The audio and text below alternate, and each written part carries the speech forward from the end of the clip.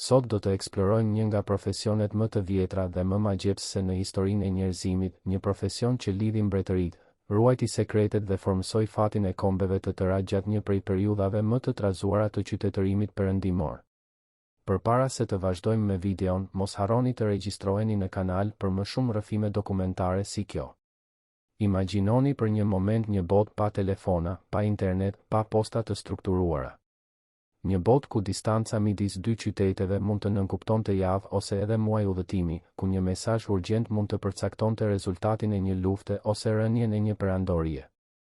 Kjo ishte bota e mesjetës, një periudhë që ushtri përafërsisht nga shekulli V deri në shekullin XV, një epokë në të cilën komunikimi vari tërësisht nga burra guximtar, të gatshëm të përballeshin me rreziqe të paimagjinueshme për të transportuar fjalët nëpër territore armiqësore. Lajmtarët mesjetar nuk ishin thjesht dorëzues letrash. Ata ishin diplomat, spion, negociator dhe, mbi të gjitha, të mbijetuar në një botë ku çdo udhëtim mund të ishte i fundit.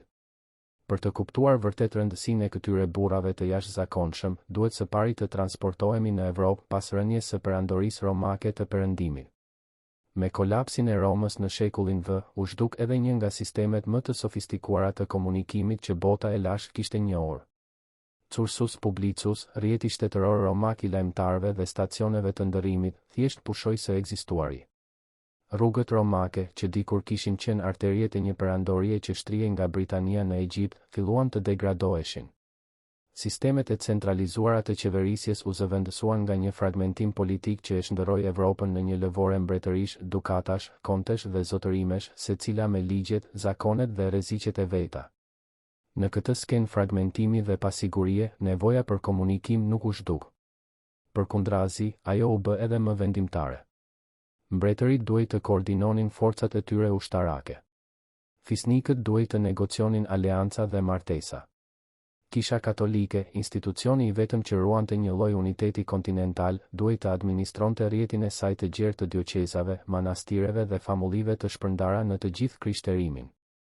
Dhe kështu, edhe pa një sistem të organizuar si ai i romakëve, lajmtarët vazhduan të ekzistonin, duke ju përshtatur realiteteve të reja të një bote mesjetare në transformim të vazhdueshëm. Shekujt e parë të mesjetës paraqitën sfida monumentale për çdo që kishte nevojë të udhëtonte. Rrugët, kur ekzistonin, shpesh ishin pak më shumë se shtigje dheu, të cilat shndërroheshin lehtësisht në këneta të pakalueshme pas shirave të gjata. Pyjet të dendura mbulonin pjesën më të madhe të kontinentit evropian, duke shërbyer si streh për bandit, të jashtëligjshëm dhe çdo lloj kriminali që i shite udhëtarët e vetmuar si pre të lehta. Nuk kishte harta të besueshme në kuptimin modern të fjalës. Udhëtarët vareshin nga itineraret, lista që përshkruanin qytetet dhe fshatrat përgjatë një rruge, duke shpresuar të gjenin dikë në çdo ndalesë që mund t'i drejtonte drejt destinacionit të radhës. Në këtë mjedis armiqësor, lajmtarët mesjetarë zhvilluan aftësi që shkonin përtej aftësisë së thjesht për të kalëruar. Ata duhej të ishin burra me kushtetut fizike të jashtëzakonshme, të aftë për të përballuar udhëtime të gjata me kal, shpesh në kushte të pafavorshme klimatike. Qëndrueshmëria ishte themelore, pasi një lajmtar mund të kalonte ditë duke kalëruar pa pushimin e duhur kur urgjenca e mesazhit e kërkonte këtë. Por forca fizike e vetme nuk mjaftonte. Lajmtarët më të mirë ishin gjithashtu burra me inteligjencë të mpretë, të aftë për të vlerësuar situata të rrezikshme dhe për të marrë vendime të shpejta që mund të nënkuptonin ndryshimin midis jetës dhe vdekjes.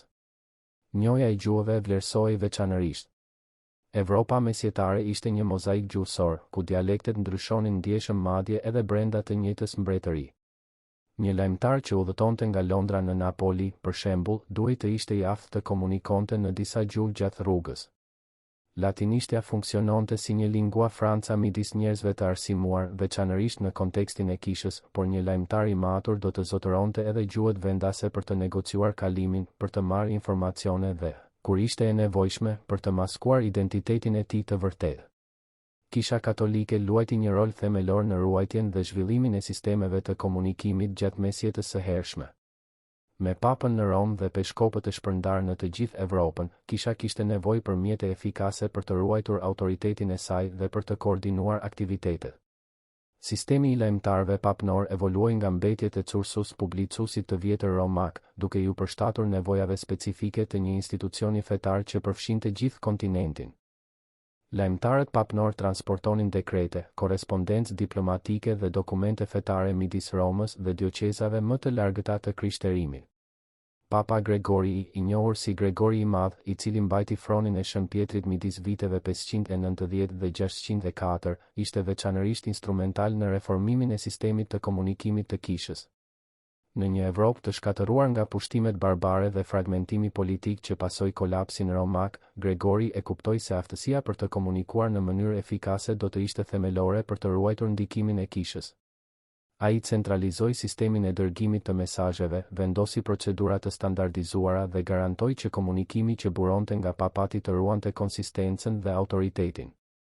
Lajmtarët që I shërbenin Romës udhëtonin nëpër rrugë të përcaktuara që lidhnin manastiret, peshkopatat dhe qendrat e rëndësishme fetare, duke garantuar një fluks të vazhdueshëm informacioni. Siguria e këtyre lajmtarëve ishte një shqetësim I vazhdueshëm. Kisha kërkoi dhe shpesh mori garanci për kalim të sigurt nga zotërit feudal dhe sundimtarët laik. Përveç kësaj, dënime të rënda vendoseshin për çdo që dëmtonte ose pengonte një lajmtar papnor. Kjo mbrojtje e veçantë pasqyronte njohjen e rolit vendimtar që këta burra luanin në ruajtjen e rendit kishtar. Një lajmtar që barte dokumente papnore mund të mbështetej në mikpritjen e manastireve përgjath rrugës së tij, duke gjetur në këto institucione fetare jo vetëm strehë dhe ushqim, por edhe informacione të përditësuara mbi kushtet e rrugëve përpara. Ndërsa kisha zhvillonte sistemin e saj të komunikimit, fuqitë laike gjithashtu njohan rëndësinë e lajmtarëve të besueshëm. Gjykata mbretërore mbanin grupe lajmtarësh zyrtar, shpesh të quajtur nunti, të cilët I shërbenin ekskluzivisht monarkut.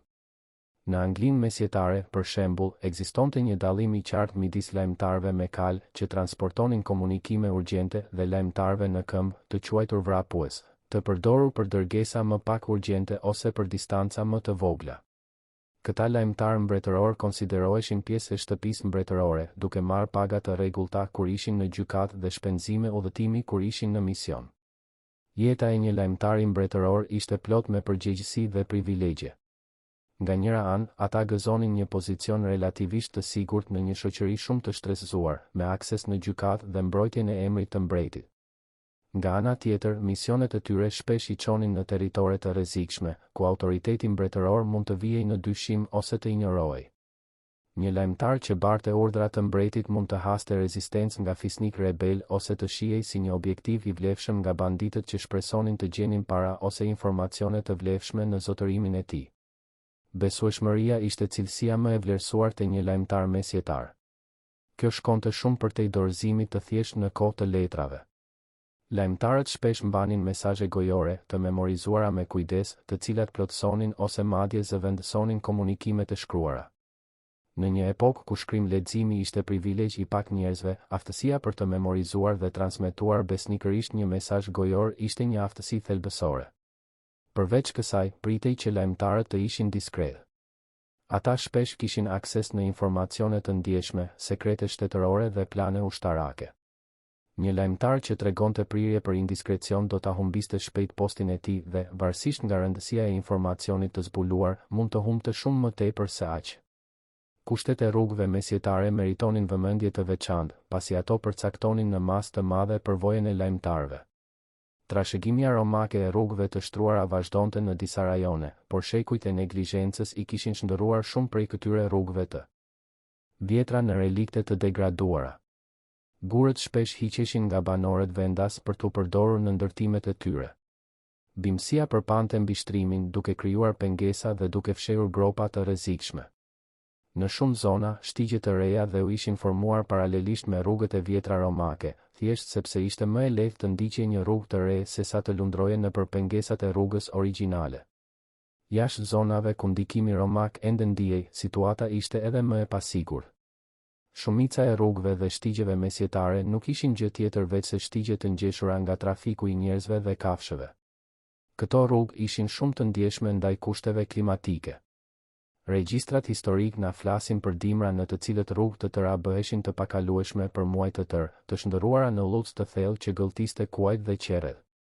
Në dimrin e viteve 1395-1396, për shembull, rruga midis Meninit dhe Lilës, në rajonin që sot I korrespondon Belgjikës dhe Veriut të Francës, u bë plotësisht e papraktikueshme për shkak të baltës, duke i detyruar udhëtarët të braktisnin rrugët dhe të kalonin nëpër prona private, shpesh duke shkatëruar mbjelljet gjatë procesit. Lajmtarët zhvilluan strategji për t'u përballur me këto vështirësi. Zgjedhja e kafshës së kalërimit, për shembull, ishte një vendim i peshuar me kujdes. Kuajt ishin zgjedhja e preferuar për mesazhe urgjente, duke ofruar shpejtësi superiore dhe duke u shoqëruar me një status social më të lartë. Megjithatë, kuajt ishin gjithashtu më të shtrenjtë për t'u mbajtur, duke kërkuar ushqim dhe kujdes specifik. Mushkat, rezultat i kryqëzimit midis kuajve dhe gomarëve, vlerësoheshin veçanërisht për udhëtime të gjata për shkak të qëndrueshmërisë së tyre të jashtëzakonshme. Ato mund të mbanin ngarkesa të rënda nëpër terrene të vështira dhe ishin më ekonomike sa i përket ushqimit. Gomarët, vendas të Afrikës së Veriut dhe Arabisë, shpesh shoqëroheshin me udhëtar fetar, pasi kalërimi i një gomari shihej si shenjë për ulësie, duke evokuar hyrjen e Jezusit në Jerusalem.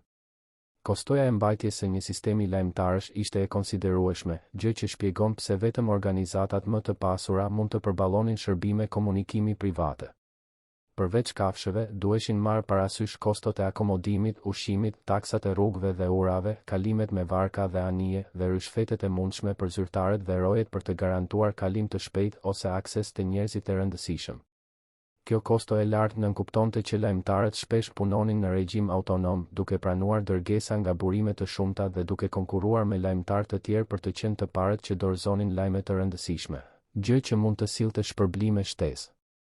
Duke filluar nga shekulli XI, me rilindjen tregtare të Evropës, tregtarët filluan të zhvillonin sistemet e tyre të komunikimit. Shtëpitë e mëdha tregtare të qyteteve italiane si Firenca, Venecia dhe Genova ishin në balë të këtij transformimi. Ndërsa bizneset e tyre rriteshin dhe zgjeroheshin në të gjithë kontinentin, këta tregtarë e kuptuan se nuk mund t'i shoqëronin më personalisht mallat e tyre në çdo udhëtim.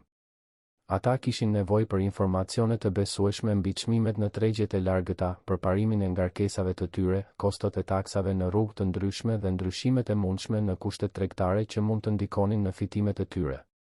Në mesin e shekullit XI, shtëpitë e mëdha tregtare italiane kishin krijuar shërbime poste të veta, me burra dhe kuaj të dedikuar për të përshkuar rrugë specifike rregullisht. Për rreth 100 vjet, çdo shtëpi e madhe tregtare mbajti lajmtarët e vet, por kostoja e këtij operacioni ishte ndaluese. Në vitin 1357, 17 kompani fiorentine u bashkuan për të krijuar një shërbim të përbashkët, Scarsella dei Mercanti Fiorentini, çanta e tregtarëve fiorentin. Ky ishte një inovacion i rëndësishëm, pasi jo vetëm që reduktonte kostot individuale, por gjithashtu vendoste një model shërbimi postar që mund të përdorej nga kushdo që ishte i gatshëm të paguante, jo vetëm nga anëtarët e shtëpive tregtare pjesëmarrëse. Scarsella dei Mercanti Fiorentini operonte rrugë të rregullta nga Firenca drejt destinacioneve si Barcelona dhe Bruxhi, dy nga qendrat tregtare më të rëndësishme të kohës. Shërbimi kërkonte mijëra letra për t'u transportuar çdo vit, duke i mbajtur lajmtarët vazhdimisht të zënë. Çdo rrugë kishte disa lajmtarë të caktuar, me kuaj rezervë të disponueshëm në pika strategjike përgjatë rrugës. Ky sistem ndërrimi lejonte që mesazhet urgjente të udhëtonin shumë më shpejt se sa do të ishte e mundur nëse një lajmtar i vetëm do të duhej të bënte të gjithë udhëtimin. Qendra të tjera tregtare ndoqën shpejt shembullin fiorentin. Në qytete si Bruxhi, Hamburgu dhe Londra, gjildat e tregtarëve vendosën shërbime të ngjashme, duke krijuar një rrjet komunikimi tregtar që shtrihej në të gjithë Evropën perëndimore. Ky rrjet u bë aq efikas saqë edhe ambasadorët e shteteve evropiane dhe përfaqësuesit e kishës filluan të kërkonin leje për të përdorur shërbimet postare të tregtarëve, duke njohur superioritetin e tyre në aspektin e shpejtësisë dhe besueshmërisë. Universitetet mesjetare gjithashtu zhvilluan sistemet e tyre të lajmtarëve. Institucione si Universiteti i Parisit, i themeluar në shekullin XI, tërhiqnin studentë nga e gjithë Evropa. Këta të rinj, shumë prej tyre ende adoleshentë, duhej të mbanin kontakt me familjet e tyre për të marrë fonde, rroba, libra dhe lajme nga shtëpia. Duke qenë se sistemi bankar nuk ishte ende i zhvilluar në Paris ashtu siç ishte në Itali, transporti fizik i parave ishte shpesh i nevojshëm. Kombet studentore, ndarje organizative brenda universitetit të bazuara në origjinën gjeografike të studentëve, mbanin lajmtar zyrtar përgjegjës për komunikimin me dioqezat specifike. Universiteti i Parisit mbante regjistra të detajuar të lajmtarëve të tij, të quajtur libri procuratorum, të cilët na ofrojnë informacione të çmuara mbi mënyrën se si funksiononte ky sistem. Një lajmtar i kombit francez, për shembull, mund të ishte përgjegjës për dioqezën e Neversit, rreth 200 kilometra në jug të kryeqytetit. Ndërsa një lajmtar i kombit gjerman mund të kishte në ngarkim dioqezën e Turkut, në Finland, një udhëtim që kërkonte javë të tëra. Këta lajmtar transportonin jo vetëm letra, por edhe para, pako me rroba, peshqir, libra, pergamen, medikamente dhe madje edhe verë të dërguar nga familjet e studentëve. Lajmtarët universitar gëzonin mbrojtje të veçantë, shpesh të garantuar me dekret mbretëror. Kjo pasqyronte rëndësinë që u jep lej universiteteve si qendra të mësimit dhe formimit të elitave. Një lajmtar që udhëtonte në mbrojtjen e universitetit mund të priste kalim më të lehtë dhe trajtim më të favorshëm përgjatë rrugës së tij. Një ilustrim i libri Procuratorum të kombit Picard i datuar në vitin 1476 tregon një lajmtar me veshje udhëtimi të errëta, me pallto, kapel dhe çizme, duke mbajtur një hesht mbi supin e djathtë si mjet mbrojtjeje. Pranë tij, prokurori mban një pako dhe një shërbëtor mban një letër të vulosur, duke ilustruar fluksin e komunikimit midis universitetit dhe familjeve të studentëve. Letrat e studentëve mesjetarë që kanë mbërritur deri te ne zbulojnë shqetësime habitshëm të njohura për çdo që ka pasur një fëmijë në universitet. Një letër e shekullit G.I. e shkruar nga dy vëllezër që studionin në Orlean, ekzemplifikon në mënyrë perfekte kombinimin e lajmeve qetësuese dhe kërkesave përpara që karakterizonte këtë korrespondencë. Vëllezërit i sigurojnë prindërit se janë mirë me shëndet dhe se po i kushtohen tërësisht studimeve, përpara se të përmendin rastësisht se banojnë në një shtëpi të shkëlqyer, afër shkollave dhe tregut, ku mund të shkojnë në mësime çdo ditë pa i lagur këmbët. Implikimi, natyrisht, është se një komoditet i tillë meriton njohje financiare. Shkrimtari francez Eustache Deschamps, i cili studioi në Universitetin e Orleanit përpara se t'i shërbente mbretit të Francës, hartoi rreth vitit 1400 një letër imagjinare të një studenti drejtuar babait, e cila kap në mënyrë perfekte frymën e këtyre komunikimeve. Studenti ankohet se nuk ka asnjë kacide dhe nuk mund të marrë hua askund. Ankohet se gjithçka në universitet është shumë e shtrenjtë dhe se nuk mund të studioj tekstet e tij ligjore sepse faqet po bien. I ka borxh 10 korona rektorit dhe nuk gjen askënd të gatshëm t'i jap paratë hua. Përfundon duke kërkuar përshëndetje dhe para, duke argumentuar se studenti ka nevojë për shumë gjëra nëse dëshiron të përparojë dhe se babai dhe të afërmit e tij duhet ta furnizojnë bujarisht që të mos detyrohet të lërë peng sendet e tij. Ndërsa institucionet zhvillonin sistemet e tyre formale të komunikimit, lajmtarët individual vazhdonin të përballeshin me rreziqet e natyrshme të udhëtimeve mesjetare. Bandat ishin një kërcënim i vazhdueshëm, veçanërisht në rajonet pyjore dhe malore. Alpet, për shembull, ishin të njohura për strehimin e bandave të kriminalëve që sulmonin udhëtarët gjatë verës dhe fshieshin në pjesët më të larta të maleve gjatë dimrit. Që në kohën e Karlit të Madh, në fund të shekullit VI dhe fillim të shekullit IG, kalimet alpine druheshin nga udhëtarët e vetëdijshëm për rreziqet që i prisnin. Banditët mesjetar vinin nga origjina të ndryshme shoqërore. Disa ishin thjesht kriminal të rëndomt që shinin te grabitja e udhëtarëve një burim të ardhurash. Të tjerë ishin ushtarë të çmobilizuar të cilët, gjatë periudhave midis fushatave ushtarake kundër skocezëve ose francezëve, nuk kishin zanat ku të ktheheshin dhe i drejtoheshin krimit.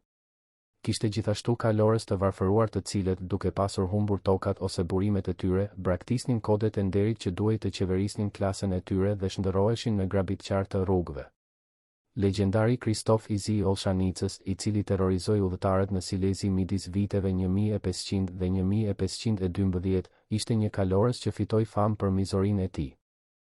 Ekstreme, duke mos grabitur vetëm tregtarët, borgjezët dhe kalorësit e tjerë, por shpesh duke i vrarë viktimat e tij madje edhe pas grabitjes.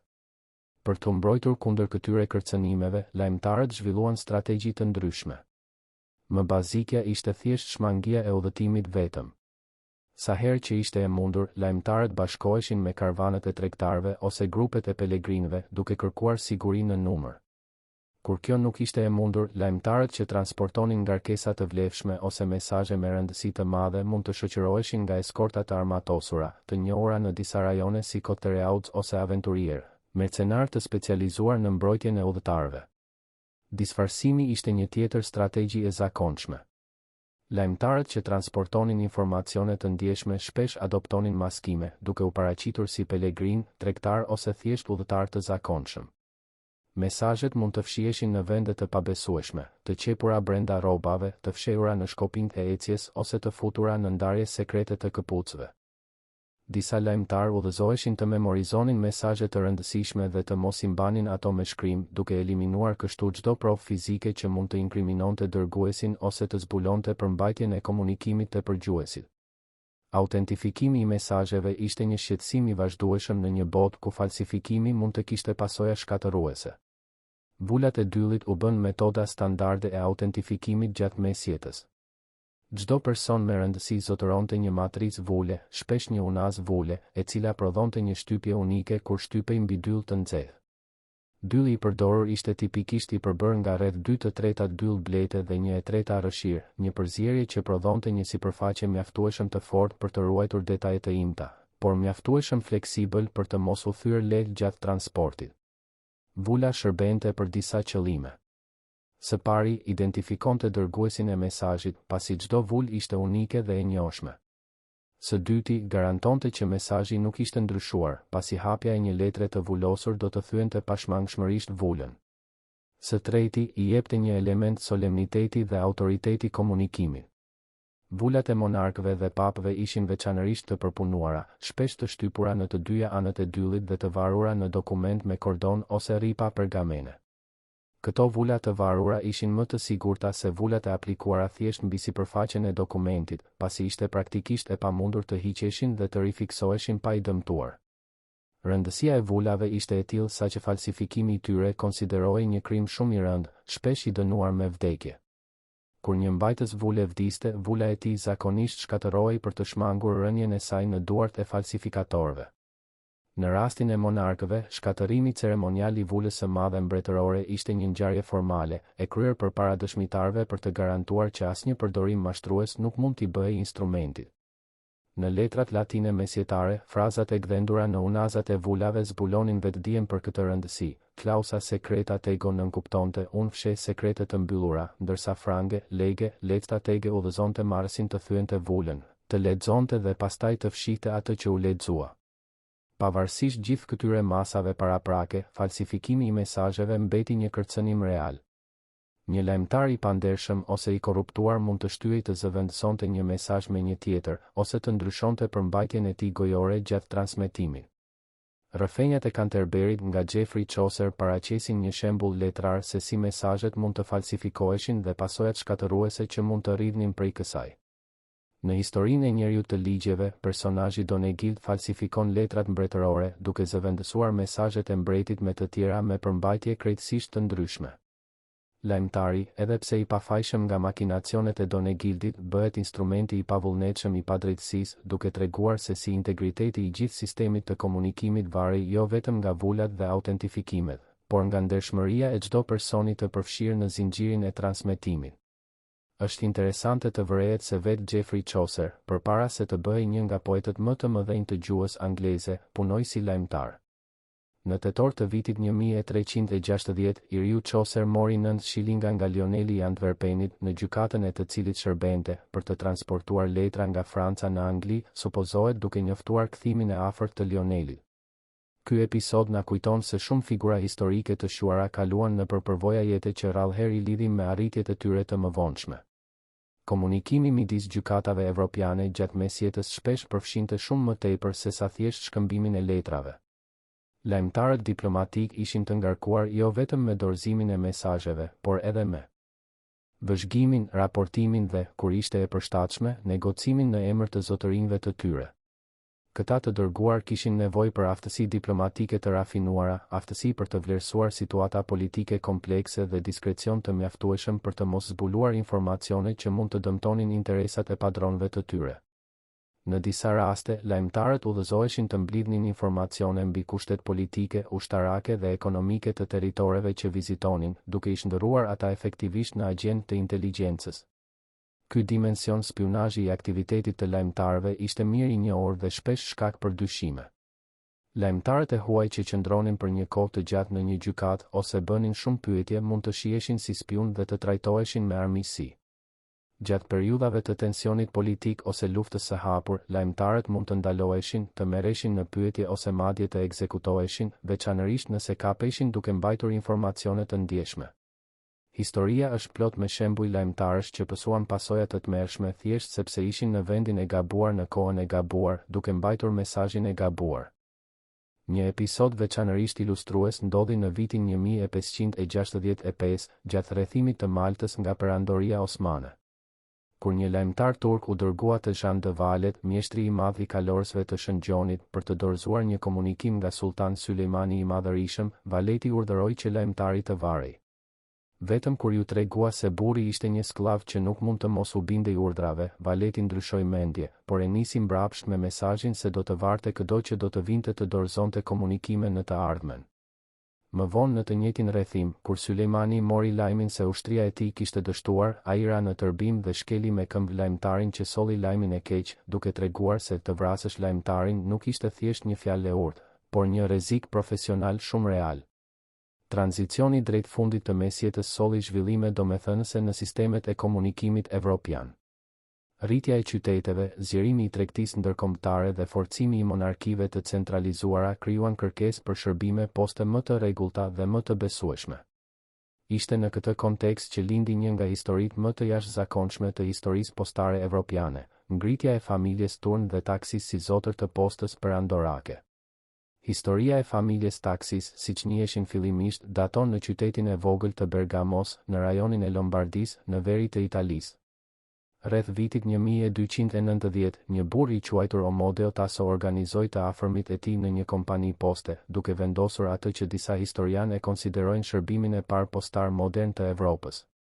Duke operuar fillimisht midis Romës, Venecias dhe Milanos, kompania zhvilloi një reputacion për efikasitet dhe besueshmëri që përfundimisht tërhoqi vëmendjen e figurave shumë më të fuqishme. Në fund të shekullit XV, luftërat midis Guelfëve dhe Gibelinëve, fraksionet që mbështetnin përkatësisht papën dhe perandorin e perandorisë së shenjtë romake, detyruan shumë anëtar të familjes të largoheshin nga Italia dhe të kërkonin fatin diku tjetër. Kështu Ruggero de Tassis hyri në shërbim të gjykatës perandorake të Frederikut I të shtëpisë së Habsburgëve në vitin 1443, pothuajse një shekull pas përfundimit formal të konfliktit Guelfo-Gibelin. Kjo lidhje me Habsburgët do të rezultonte vendimtare për të ardhmen e familjes. Franz von Taksis, pasardhës i Ruggeros, u emërua mjeshtër i postës i perandorit Maximiliani në vitin 1489 dhe i mbretit Filipi i Spanjës në vitin 1504. Me këto emërime, Franci hodhi bazat për atë që do të bëhej një monopol postar që do të përfshinte pjesën më të madhe të Evropës perëndimore dhe qendrore. Në drejtimin e tij u vendos një sistem postash të rregullta që lidhte territoret e ndryshme të Habsburgëve, nga Innsbrucku në Bruksel, nga Vjena në Madrid. Inovacioni vendimtar i prezantuar nga Franci ishte krijimi i stacioneve të ndërrimit ku lajmtarët mund të ndërronin kuajt e lodhur me kafshë të çlodhura, duke lejuar që mesazhet të udhëtonin shumë më shpejt se sa do të ishte e mundur nëse një kalorës i vetëm do të duhej të bënte të gjithë udhëtimin. Në vitin 1516, perandori Maximiliani i formalizoi pozicionin e familjes, duke emëruar Franz von Taksis dhe pasardhësit e tij si mjeshtër të postës perandorake të trashëgueshëm, duke u dhënë atyre të drejta ekskluzive për të operuar shërbime postare në të gjithë perandorinë. Kjo koncesion ishte veçanërisht domethënës sepse përfshinte jo vetëm transportin e korrespondencës zyrtare të qeverisë, por edhe të drejtën për të transportuar postë private kundrejt pagesës.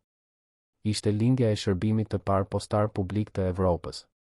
Familja e shfrytëzoi këtë mundësi me një energji mbresëlënëse. Stacionet u vendosën në të gjithë perandorinë e shenjtë romake, ku lajmtarët mund të pushonin dhe të ndërronin kuajt e lodhur me kafshë të freskëta. Lajmtarët shpesh kalëronin gjatë natës për të dorëzuar postën sa më shpejt të ishte e mundur, duke vendosur një standard të ri shpejtësie për dorëzimin e korrespondencës. Korrespondenca transportohej në çanta tipikisht të veshura me hekur, të njohura si felejsen, të cilat qëndronin pas çdo kalorësi mbi kal, duke mbrojtur përmbajtjen kundër motit të keq dhe tentativave për grabitje. Nga viti 1516, shërbimi postar Taksis ushtri në Bruksel, që do të thoshte se përfshinte nga Spanja dhe Italia në jug deri në Francë, Gjermani dhe vendet e ulta në veri. Pavarësisht turbullirave të shekujve GVI dhe GVI, përfshirë luftën shkatëruese 30 vjeçare, familja ruajti kontrollin e saj mbi pjesën më të madhe të postës së Evropës perëndimore dhe qendrore. Pozicioni i mjeshtrit të postës perandorake u bë drejt e trashëgueshme në vitin 1615, duke mundur të kalojë përmes trashëgimtarëve meshkuj të familjes. Në vitin 1624, familja mori titullin Kont Perandorak, i ngritur në Princ Perandorak në vitin 1695. Në kulmin e tij, shërbimi postar turn dhe taksis, siç filloi të njihej familja nga viti 1650, punësonte më shumë se 20.000 njerëz në të gjithë Evropën, duke përfshirë përfaqësues rajonal, punonjës administrativ dhe dorëzues. Efikasiteti i sistemit ishte i jashtëzakonshëm për standardet e kohës. Një letër e dërguar me post ekspres nga Parisi në Bruksel vononte vetëm 36 orë për të mbërritur, ndërsa posta standarde nga Brukseli në Napoli vononte 14 ditë. Këto kohë dorëzimi përfaqësonin një përmirësim dramatik në krahasim me muajt që udhëtime të tilla mund të kishin zgjatur në shekujt e mëparshëm. Trashëgimia e familjes turn dhe taksis shtrihet shumë përtej operacionit të tyre postar. Briria postar, të cilin lajmtarët e tyre e binin për të njoftuar mbërritjen në një qytet, u bë simbol universal i shërbimeve postare, i përdorur ende sot në logot e postave në të gjithë botën. Ngjyrat e zeza dhe e verdha, të lidhura me kompaninë, u adoptuan nga shërbime të ndryshme postare si identifikim korporativ. Dhe ka nga ata që argumentojnë se vetë fjala taksi, e përdorur për të përshkruar automjetet me qira, rrjedh nga emri i familjes, ndonse kjo etimologji është e diskutueshme. Duke ju afruar fundit të mesjetës, mund të shohim se si sistemet e komunikimit kishin evoluar në mënyrë dramatike që nga fragmentimi që pasoi rënien e perandorisë romake. Ajo që kishte filluar si një lëvore lajmtarësh individual që u shërbenin zotërinjve të izoluar, ishte shndërruar në rrjete komplekse dhe të ndërlidhura që përfshinin të gjithë kontinentin. Kisha kishte ruajtur rrjetin e saj të komunikimit, thelbësor për të administruar një institucion vërtet kontinental. Tregtarët kishin vendosur shërbime që jo vetëm u shërbenin interesave të tyre tregtare, por ishin gjithashtu të disponueshme për publikun pagues. Universitetet mbanin lidhje me studentët nga rajonet e largëta. Dhe familja turn dhe taksis kishte krijuar atë që ishte në thelb shërbimi i parë postar publik i Evropës. Këto zhvillime nuk ndodhen në izolim. Ato pasqyronin dhe në të njëjtën kohë nxisnin transformime më të gjera në shoqërinë evropiane. Rilindja e tregtisë në distanca të largëta kërkonte komunikim efikas për të funksionuar. Rritja e monarkive të centralizuara vari nga aftësia për të mbajtur kontakt të rregullt me nënshtetasit e largët. Zgjerimi i shkrimleximit, ndonse ende i kufizuar në një pakicë të popullsisë, krijonte kërkesë për mjete komunikimi me shkrim. Dhe inovacionet teknike, nga teknikat më të mira të prodhimit të letrës deri te përmirësimet në mbarështimin e kuajve, bënin të mundshme sisteme komunikimi më efikase. Historia e lajmtarëve mesjetar na kujton gjithashtu cilësitë njerëzore që e bënin këtë sistem të mundshëm. Guximi i burrave të gatshëm të përballeshin me rrugë të rrezikshme, mot armiqësor dhe kërcënime nga banditët. Besnikëria që i bënte ata të ruanin sekretet madje edhe nën presion. Qëndrueshmëria fizike që u lejonte atyre të kalëronin për ditë të tëra kur urgjenca e mesazhit e kërkonte këtë. Inteligjenca që i aftësonte ata të lundronin në situata diplomatike delikate ose të shpëtonin nga rreziqe të papritura. Këto cilësi ishin po aq thelbësore sa kuajt që kalëronin apo vulat që autentifikonin mesazhet që transportonin. Profesioni i lajmtarit në mesjet nuk ishte thjesht një punë, ishte një thirrje që kërkonte përkushtim absolut. Burrat që shërbenin si lajmtar e dinin se çdo udhëtim mund të ishte i fundit. Ata i linin familjet e tyre për javë ose muaj, pa garanci kthimi. Përballeshin me sëmundje, aksidente, dhunë dhe të gjitha pasiguritë e një epoke në të cilën forcat e natyrës dhe teket e njerëzve të fuqishëm përcaktonin fatin e të gjithëve. Dhe përsëri, ata vazhdonin të niseshin duke marrë me vete fjalët që lidhnin një botë të fragmentuar. Pelegrinët që udhëtonin drejt shenjtëroreve të mëdha të krishterimit, tregtarët që transportonin mëndafsh dhe erza nëpër kufi, ushtarët që marshonin në fushata të largëta, të gjithë vareshin nga të njëjtat rrugë dhe përballeshin me shumë prej të njëjtave rreziqe si lajmtarët. Por ndërsa këta udhëtar të tjerë mund të zgjidhnin shpesh se kur dhe nëse do t'i ndërmerrnin udhëtimet e tyre, lajmtarët shërbenin sipas vullnetit të tjerëve.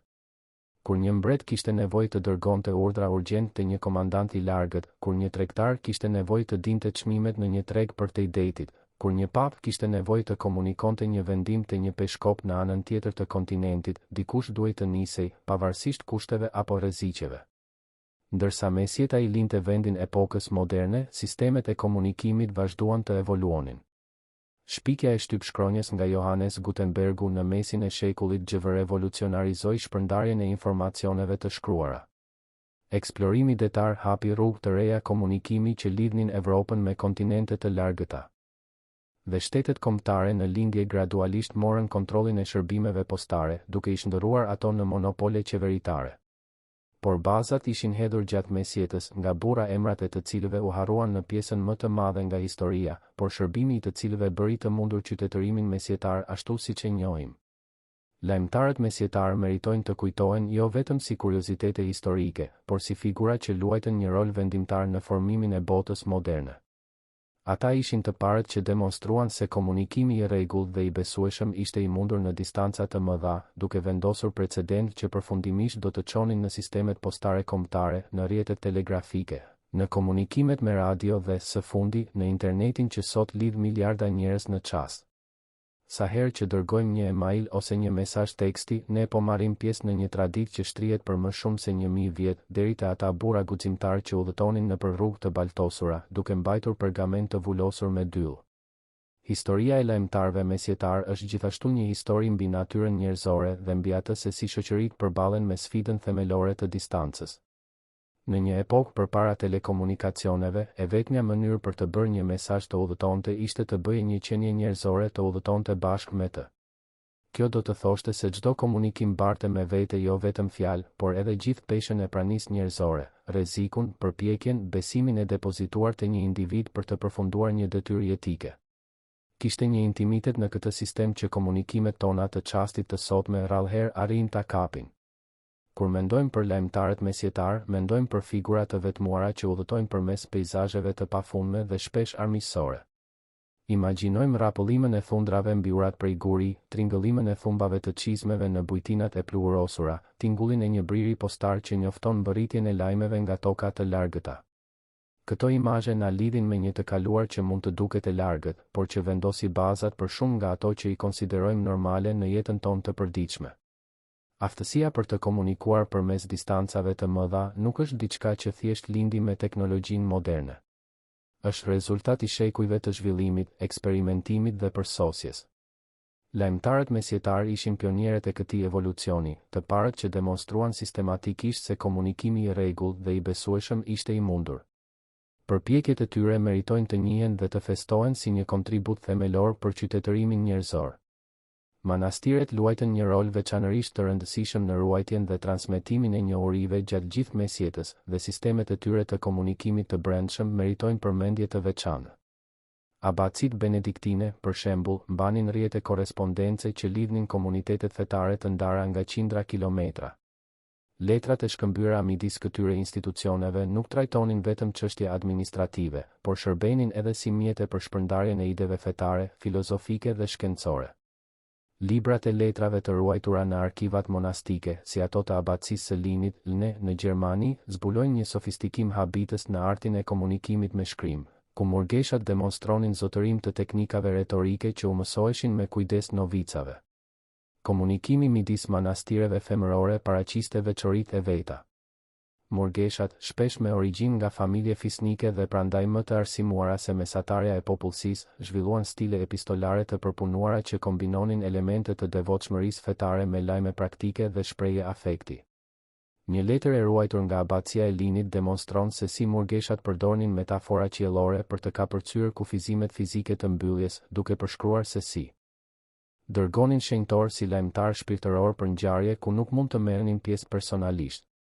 Kështu, ndërsa përfundojmë udhëtimin tonë nëpër botën e lajmtarëve mesjetar, ftohemi të reflektojmë mbi vlerën e komunikimit në jetët tona. Në një epokë të mesazheve të çastit dhe lidhjeve globale, është e lehtë të harrojmë se sa shumë varemi nga aftësia për të komunikuar me njëri tjetrin. Lajmtarët mesjetar na kujtojnë se kjo aftësi nuk është diçka e dhënë, por diçka e fituar përmes përpjekjes, përkushtimit dhe, shpesh, sakrificës së individëve të panumër gjatë historisë. Shpresojmë që ky udhëtim nëpër botën magjepse të lajmtarëve mesjetar të ketë qenë po aq tërheqës për ju sa ishte për ne prodhimi i tij. Nëse e vlerësuat këtë përmbajtje, ju ftojmë të regjistroheni në kanalin ton që të mos humbisni eksplorimet e ardhshme historike si kjo. Lini komentet tuaja duke ndarë reflektimet tuaja mbi temën, pyetjet tuaja ose sugjerimet për dokumentarët e ardhshëm. Çdo koment na ndihmon të kuptojmë më mirë se çfarë dëshironi ju, publiku ynë, të eksploroni dhe na motivon të vazhdojmë të sjellim histori që ndriçojnë të kaluarën dhe pasurojnë kuptimin ton për të tashmen. Dhe mos harroni të pëlqeni këtë video që ajo të arrijë të më shumë njerëz të interesuar për historinë dhe të ndihmojë kanalin ton të rritet. Së bashku, do të vazhdojmë këtë udhëtim zbulimi nëpër shekuj, duke shpëtuar historitë e jashtëzakonshme të burrave dhe grave të zakonshëm që formsuan botën në të cilën jetojmë sot.